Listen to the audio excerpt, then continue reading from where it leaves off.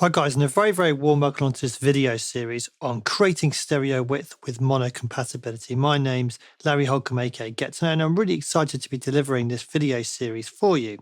So in this video series, we're going to dissect from the production stage how to make a track which sounds good in mono, but also nice and rich in stereo. Now you may be asking yourself, who cares about mono? It's not the 60s.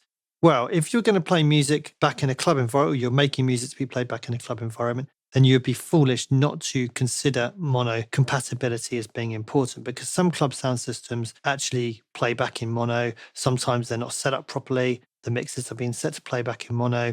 So it does happen. And also the subs in the club sound systems are generally going to be mono as well. So that's important.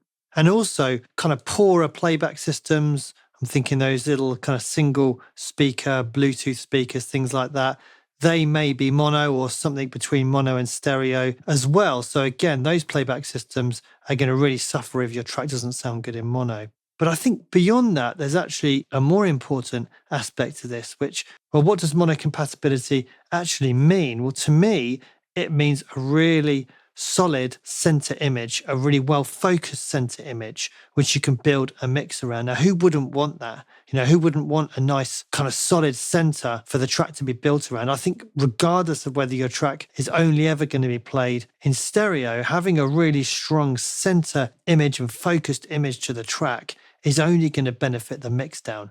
And I always think if I listen to tracks within my genre or within genres generally, you know, the best mixed tracks, the tracks that I think, wow, what an amazing mix down and what an amazing production. If you listen to the mono mix, generally to me, they sound solid. The whole track doesn't kind of sound like a different track when it collapses to mono. It sounds like the same track, just not as good, because you're not expecting it to sound as good in mono as it does in stereo. But they don't completely collapse. And actually, they sound solid and listenable in mono, which is important because if someone's listening to your track for the first time in mono, it needs to sound listenable and sound decent and not sound like a completely different track. That's quite important.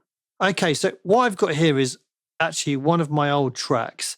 And this is a very basic kind of production level project. So this is like the initial idea, which I kind of threw down. So there's no effects on anything. Yeah, there's a couple of sidechain plugins here, but apart from that, there's nothing really going. So let's give it a little blast. Okay, I did warn you, it was basic. So this is the production stage. So we've got some guitars that come in a bit later.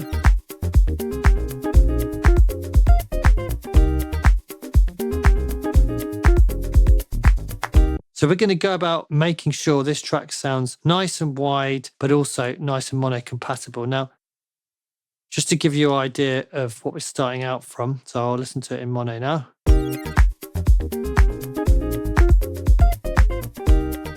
Now, if you listen to this, where's the bass gone? Ah, there's all that bass. Where's the keys gone? Keys are kind of still there a bit, but...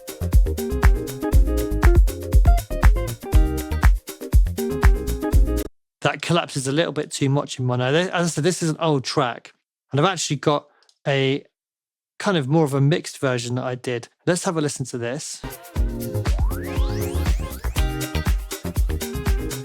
Let's monoize this.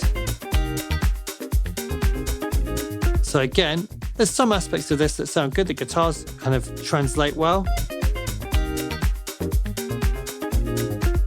So listen to that shaker.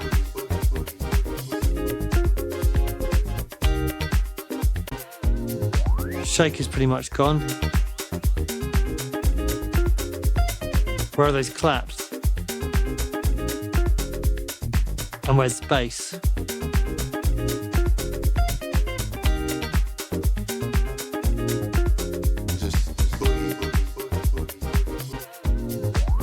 So I think this collapses too much in mono and it negatively impacts upon the final mix. So what I'm going to do is we're going to go back to basics to the production, and let's go about building this so we have a more solid mono compatible kind of center image built around some really nice shimmery kind of stereo-ness as well.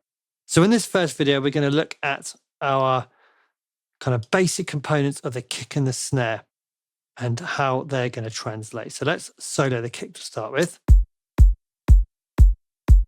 Okay, let's open the mixer. So it sounds good, the kick. So you hear people talking about mixing in mono. Now, what they don't mean is making every single sound mono in your mix. But what they mean is actually building the track up, not necessarily 100% in mono, but a lot of that time in mono to allow you to basically make sure that the sounds you're choosing and the sounds you're synthesizing and producing are mono compatible and nice and solid.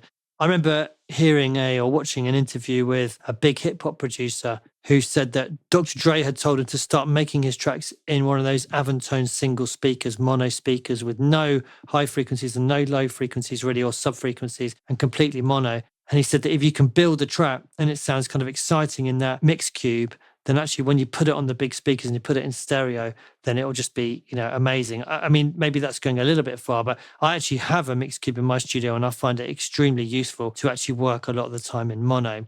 But we can recreate that by actually just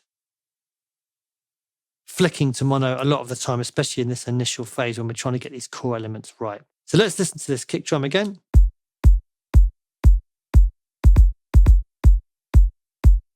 Okay, so now it sounds slightly strange in stereo. There's kind of a part of it which is across to the side.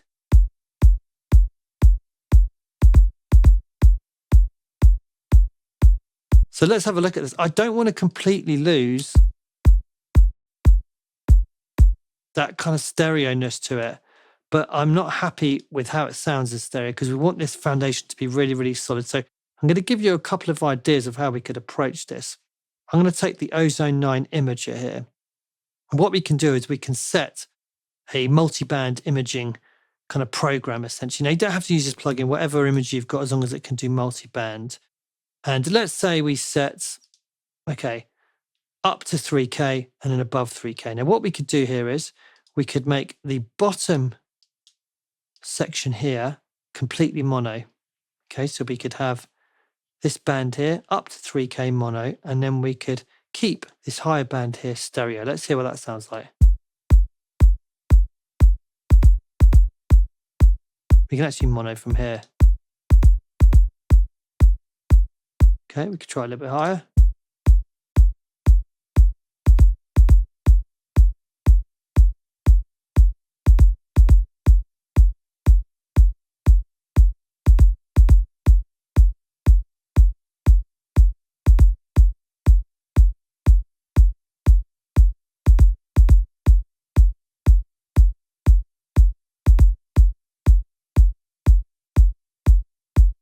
Okay, so you can hear in mono, it loses a little bit of the kind of high frequency sheen,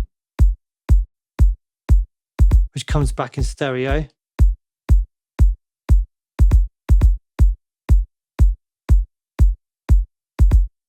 So we could try it like that. Now, another way we could approach doing this, so if you don't have an imaging plugin, is to try something like this.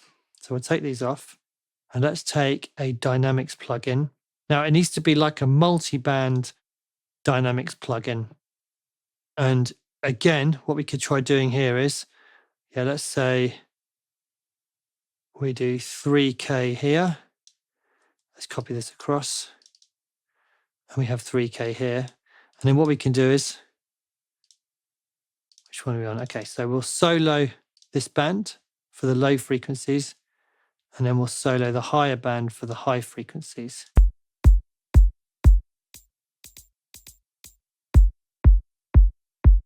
Okay, and then what we could do is we could make the lower band mono, like so, and we could leave the higher band stereo.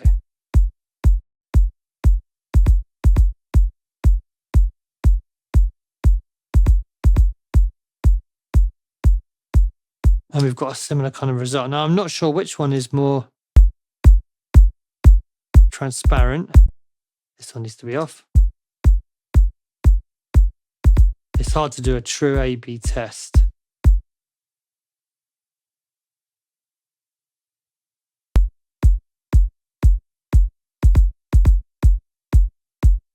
I'm going to go with the imager option because I think that's a little bit of a simpler, more elegant way of approaching this. So let's take this Dynamics program off, or Dynamics plugin off, and we can take this gain plugin off. And now we have a bit of stereo-ness to the kick. Just a little tiny bit, but it's nice and mono compatible. So let's have a listen to our snare.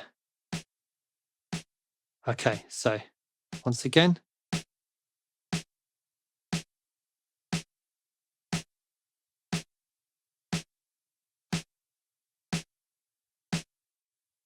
Okay, so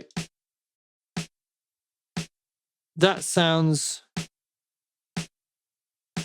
fairly similar in mono and stereo. Let's just play the two together.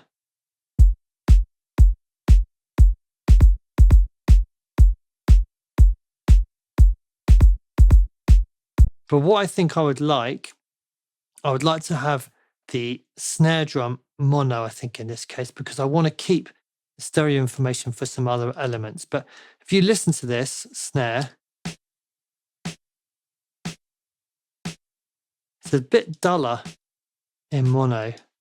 So what I might do is I might employ a little bit of mid-side trickery. So I'm going to right click on this Pro Key 3 high shelf, and I'm going to boost the mid channel here.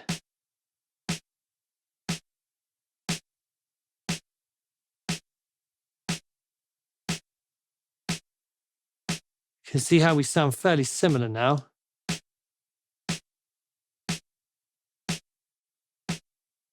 That's without it.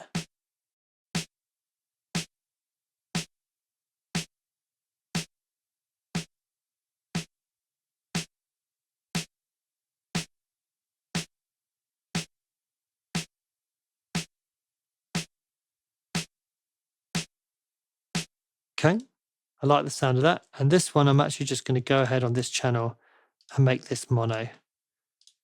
Okay, so let's listen to what we've got now with these two together. So this is in stereo. And in mono, we're pretty similar.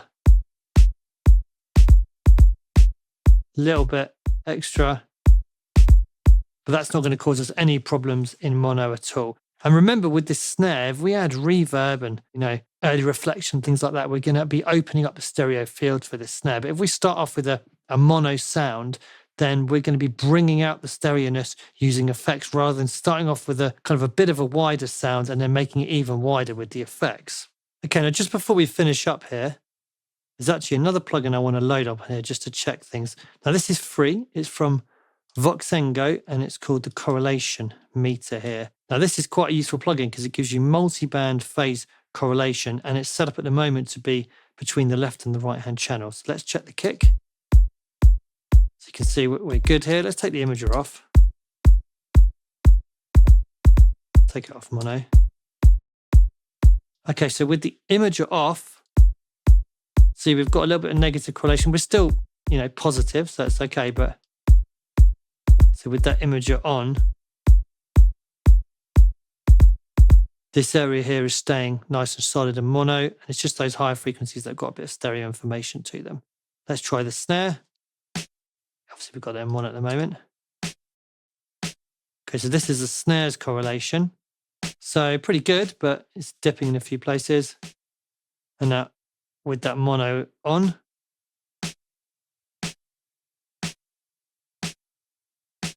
we've got a more solid correlation. Okay, so you can see for the kick and snare, we've got nice solid metering here in the correlation meter telling us that it's going to be nice and mono compatible. The snare is 100% mono with some mid-side EQ just to make up for some of the deficiencies in that sound.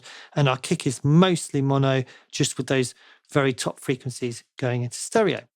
Okay, so now we've covered the kick and the snare. We're going to continue on with another one of our core elements and probably the one with the biggest problem, which is the bass. So I'll see you in the next video. Thanks for watching.